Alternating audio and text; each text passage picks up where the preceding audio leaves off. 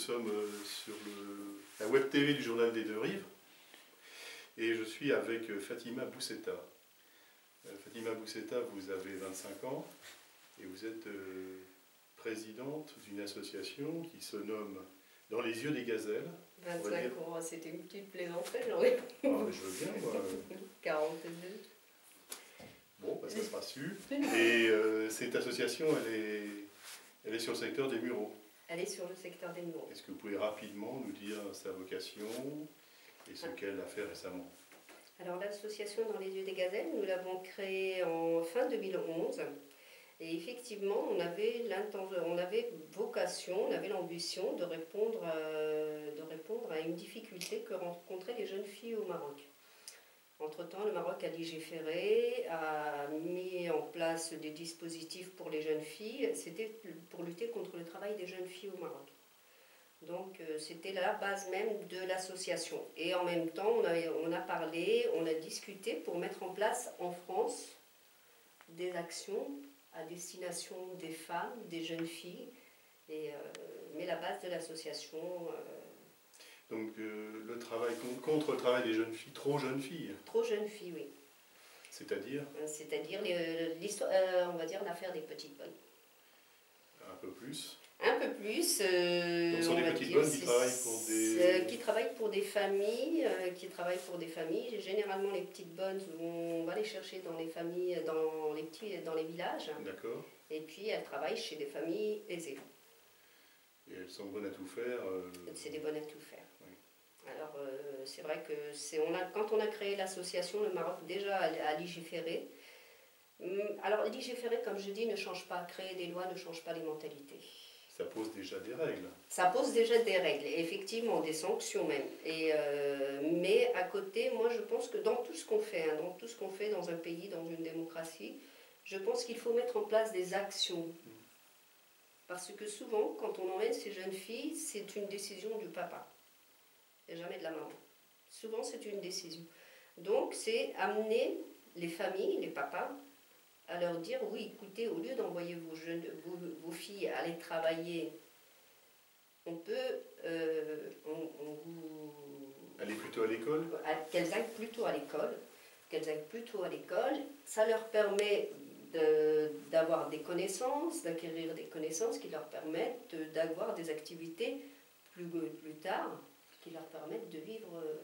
Donc la philosophie de l'association n'est pas d'aller dans l'affrontement. Non, du tout. Dans tout ce qu'on fait, non, on ne part pas dans l'affrontement. Quand on fait de l'association, on n'est pas député, on n'est pas là pour... on n'est pas des... ma position, hein, on n'est pas des guerrières, on n'est pas des Amazones. C'est effectivement trouver des actions, trouver des terrains d'entente pour effectivement faire rencontrer tous les acteurs.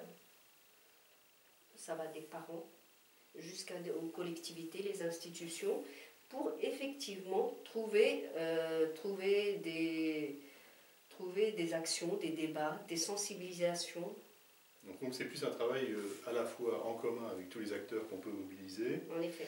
et puis également un travail de conviction.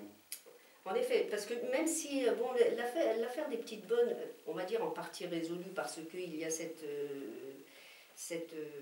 loi qui a été votée au Maroc, mais de toute façon, quel que soit l'endroit de la planète, dans une famille, si on doit faire arrêter la scolarité de quelqu'un, que l'on soit en Asie ou en Amérique du Sud, c'est toujours par la fille qu'on commence. C'est toujours elle qui va s'arrêter quand il y a un sacrifice à faire, c'est la fille qui le fait. Alors peut-être suivre le chemin du poète qui disait que la femme est l'avenir de l'homme et qu'il fallait peut-être inverser les destins. En effet.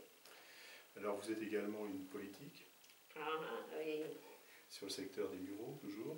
Toujours sur le secteur. Alors, plutôt que je m'embrouille dans vos fonctions, vous devez plutôt nous expliquer qu'est-ce que, politiquement, vous êtes sur le secteur des Mureaux. Donc je crois que vous êtes toujours, d'ailleurs, suppléante au niveau du conseil départemental. Je suis la suppléante de Cécile Zamit, oui, lors des élections départementales, et je suis sa suppléante actuellement, parce que élue. Et je suis adhérente et militante Les Républicains. Voilà, c'est tout nouveau. Voilà. Il faut y aller doucement. Voilà.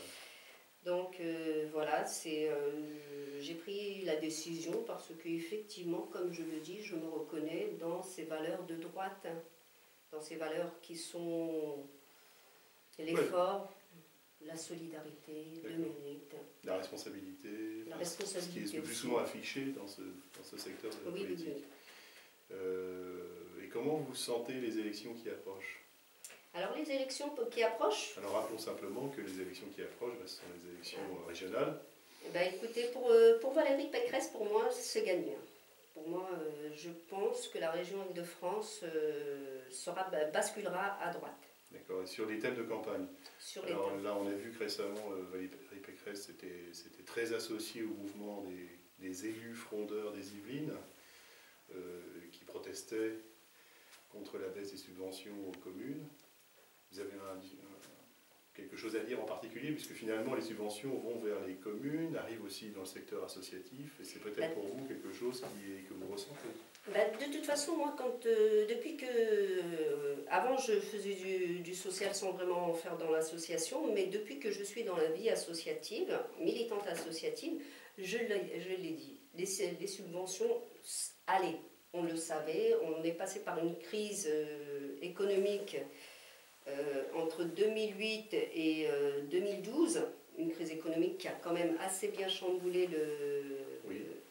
et on savait qu'à un moment, les subventions allaient baisser pour les associations. Les répercussions sur le long terme, on savait que De quelque part, vous avez anticipé, et c'est peut-être pas ce qui a le plus important, c'est peut-être d'abord l'humain qui compte dans une association. C'est l'humain, mais ces subventions, parce que juste un peu pour rebondir, on savait que de toute façon, elles allaient baisser. Les dotations de l'État allaient baisser, les subventions allaient baisser. Les associations, déjà les grandes associations nationales, comme les Restos du Cœur, avaient commencé déjà à tirer la sonnette d'alarme depuis quelques années, hein, bien avant qu'on en parle vraiment. Qu'on en parle. Et c'était prévisible. C'était aux associations, moi je l'ai toujours dit, c'était aux associations de savoir innover, de savoir effectivement trouver d'autres bailleurs financiers pour pouvoir effectivement continuer. Le problème de cette baisse de subventions se fait ressentir aussi sur les activités des associations. Alors quel est le programme dans les semaines qui viennent, les mois qui viennent, pour ce qui est de l'association, donc dans les yeux des gazelles? Alors dans les yeux des gazelles, là, effectivement, notre programme, tous les mardis, nous sommes déjà à l'espace territorial. Oui. À l'espace territorial... Vous allez nous rappeler où c'est? À l'espace territorial 48 avenue Paul Raoul, au Mureau, en face de la médiathèque. La médiathèque. Tous les mardis, en face de la médiathèque. C'est juste en face, les bâtiments, c'est en face. Voilà, de 14h à 17h, alors des permanences, avec pendant les vacances des ateliers pour les mamans et les enfants. Et alors les événements, nous sommes effectivement en train de regarder pour organiser des événements. Et autre chose, c'est qu'effectivement, nous avons une ambulance à faire partir au Maroc pour pour début 2016. Donc c'est votre projet qui va aboutir. Quand vous dites une ambulance, c'est-à-dire en fait un équipement? C'est un équipement pour renforcer un centre de santé dans une commune rurale au Maroc. D'accord. Dans le sud du Maroc, je suppose? Dans le sud, partie Atlas. D'accord, donc il faut quand même que ce soit une ambulance qui tienne la route. En effet. Bien, écoutez Fatima, je vous remercie. C'est moi qui vous remercie. Et nous vous disons à bientôt.